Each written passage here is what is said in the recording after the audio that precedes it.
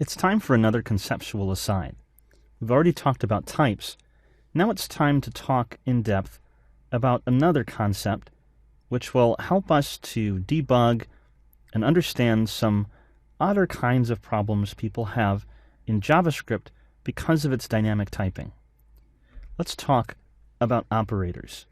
If you don't come from a computer science background, what we're about to discuss may surprise you. Well, either way. Big word alert. Operators. What do we mean? An operator is actually a special function that is syntactically, or that is written differently than regular functions are written in your code. Generally, operators take two parameters and return one result. Let's look at an example. I'm back to my index.html and my app.js file, and I'm going to increase my font size here inside brackets just because what we're about to discuss involves operators which are generally 1 or 2 characters long. So I want to make sure that this is seen clearly in the video. Alright, so let's say that I declare a variable a, and I'm going to set it equal to 3 plus 4, and then console.log a. Alright, so let me run this, and I bet you can guess what I'm going to see on the screen. That's right, 7. 3 plus 4 is 7. Obvious. But here's a question you may not have asked yourself. How did the JavaScript engine do that? How did it know that this was my intent to add 3 and 4? Well, the syntax parser and the rest of the aspects of the engine looked at this code, saw the plus sign, and added these two numbers. This plus sign is an operator. It's the addition operator, and it's actually a function. It'd be kind of like this.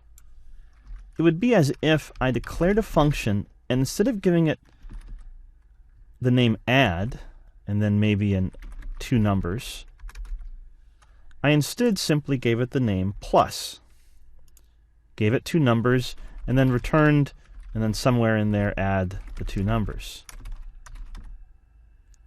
That was essentially what happened when JavaScript saw this line of code.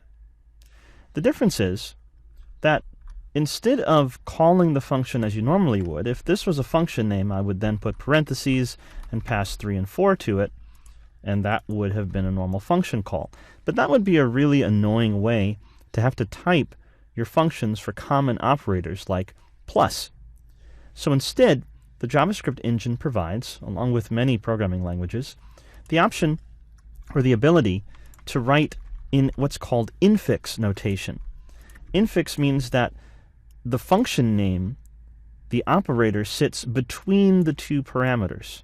So instead of plus 3, 4, calling the function this way, imagine that instead we remove the parens and the comma.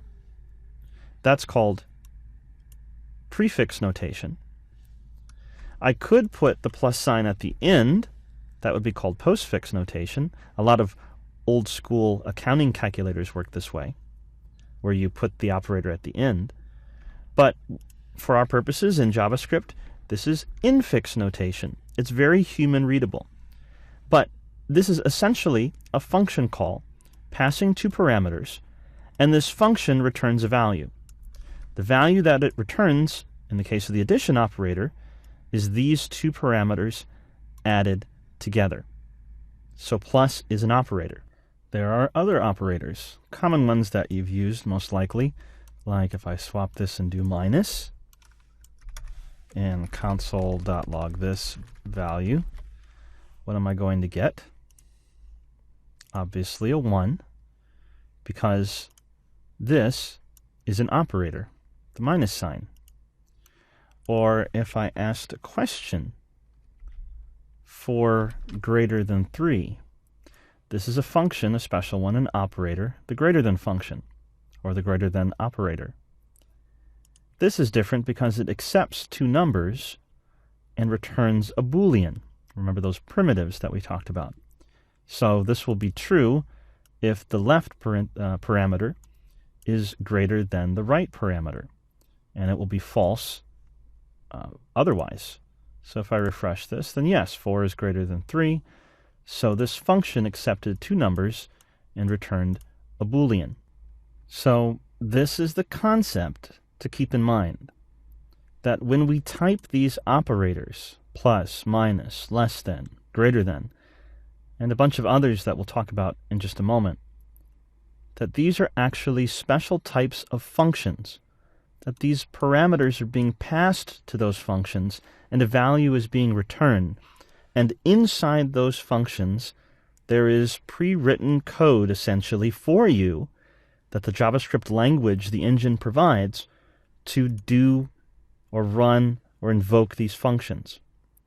And what's happening inside those functions is important to understand, especially when dealing with a dynamically typed language like JavaScript, where you don't necessarily know ahead of time what type the variable is. The JavaScript engine will behave in special ways because of that.